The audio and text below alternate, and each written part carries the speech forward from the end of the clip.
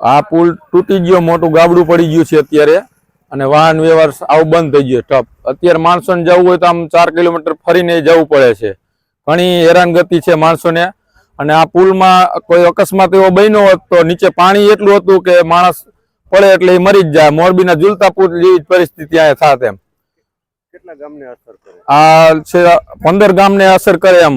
કે અહીંથી તે માળિયા હાઈવે લગી જોડતા બધા ગામને આમ હળવદ લગી આ પુલનો અવર જવર છે આનામાં. આ પુલમાં વિદ્યાર્થીઓને અત્યારે જવા માટે એટલી પરેશાની થશે કે જઈ ન શકે. ને આ જો આ પુલનું કામ ચોમાસું આવ્યા પહેલા નહીં પતે તો આ પુલ પછી અમારા બીજો પુલ છે નદીનો ઓલો, તો એ ધોવાઈ જાય છે. કારણ કે અહીંયા કાંકરા જ નાખેલા છે, કોઈ પુલ નથી અહીંયા.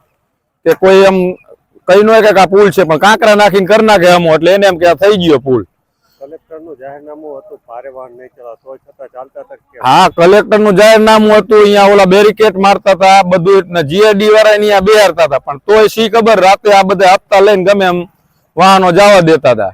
ફોરેસ્ટ વાળા એવું કરે, પોલીસ વાળા બધા તંત્ર બધા મિલી ભગત આ બધા રે.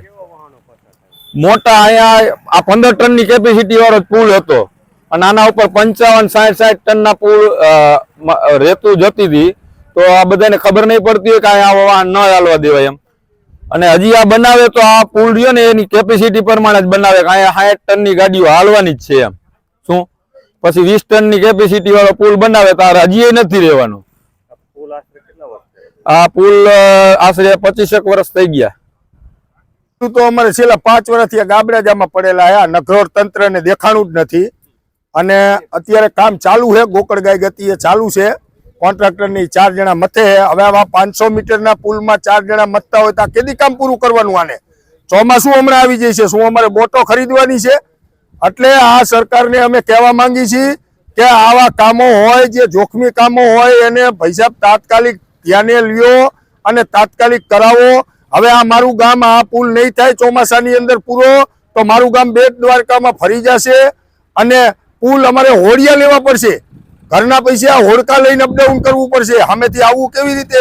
કોઈ ડિલિવરીના કેસ હોય, કોઈ સિરિયસ કેસ હોય, લઈ આવવા કેવી રીતે, લઈ જવા કેવી રીતે? માનગઢનો પુલ છે તે ચોમાસામાં તો બંધ થઈ જાય છે. હજી ઈ પુલનું કોઈ નિવારણ નથી. ઈ પુલ 15 વર્ષથી એમનામ પડ્યો છે. 3000ની વસ્તી ધરાવતું માનગઢનું ગામ છે.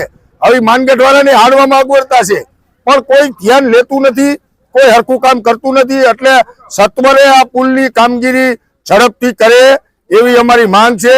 નહીતર અમારે ગાંધી ચિંધ્યા માર્ગે આંદોલન કરવું પડશે. હવે